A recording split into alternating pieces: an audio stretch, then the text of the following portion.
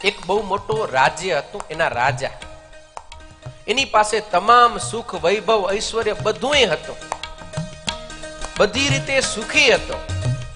એક વખત એ સવારે વહેલા ઉઠી અને બારે દાતણ કરતા હતા. એવા સમયની અંદર એના ઘરમાંથી એક સરસ રૂપવાન રૂપના અંબાર જેવી સ્ત્રી બહાર આવી. એને આવી અને રાજાની આગળથી આમ પસાર થઈ. એટલે રાજાએ પૂછ્યું, દેવી કોણ છો? તો કીધું, હું તમારા ઘરની લક્ષ્મી, રૂપિયા, ધન સંપત્તિ. ક્યાં જાઓ?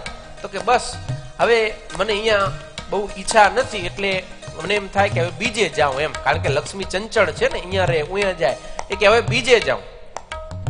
રાજા કે કાંઈ વાંધો નહીં, જેવી તમારી ઈચ્છા, તમને જાવું હોય તો તમે જઈ શકો છો. એટલે એ દેવી છે એ આગળ હાલતા થઈ ગયા.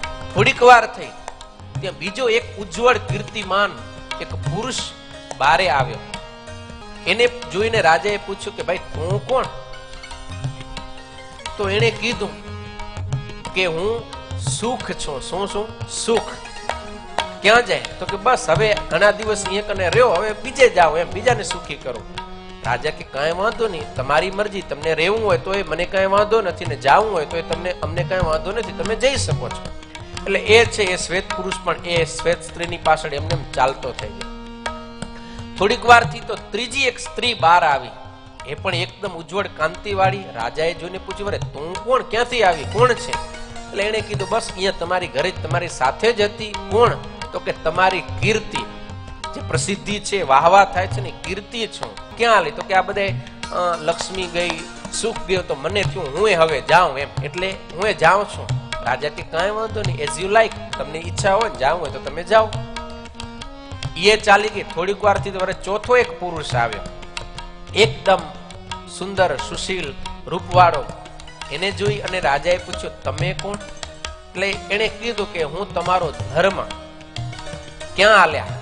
તો કે બસ હવે આ બધા છોડીને જાય રે, તો મને થયો હું એ જાઉં.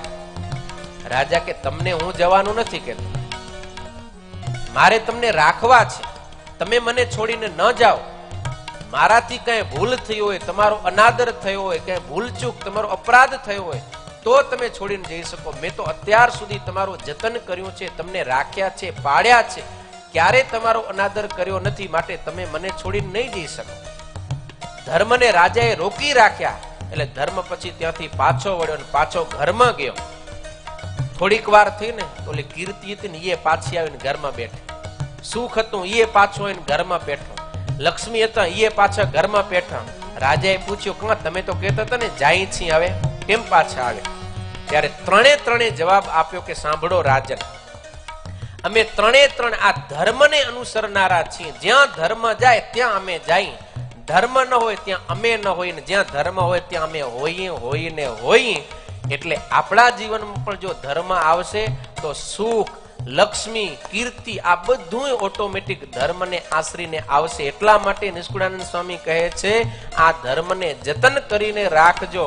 પૂર્વે પણ જેટલા સુખી થયા છે સંતો, હરિભક્તો, રાજાઓ, મુનિઓ, એ બધા ધર્મને ધારણ કરીને જ સુખી થયા છે. ધર્મને છોડીને ક્યારે કોઈ સુખીઓ થયો નથી. અને એ ધર્મ કયો? તો કે ભગવાનના વચન રૂપ જે ધર્મ છે ને, એ જ ધર્મ આ શિક્ષાપત્રીની અંદર આગળ કહેવાશે. તો એવા ધર્મને આપણે માનવા જોઈએ. પણ એના સિવાયના બીજા ધર્મ હોય, મનથી માનેલા, બોર બગામણા, એવા આપણને ઉપર છલા સારા લાગે કે આમ કરશો તો આમ સુખિયા થઈ જશું, આમ કરશો તો આમ સુખ થઈ જશું, એવા ધર્મને છોડી દેવાની નિષ્કુળાનંદ સ્વામી વાત કરે છે કે એવા અન્ય ધર્મ એને છોડી દો.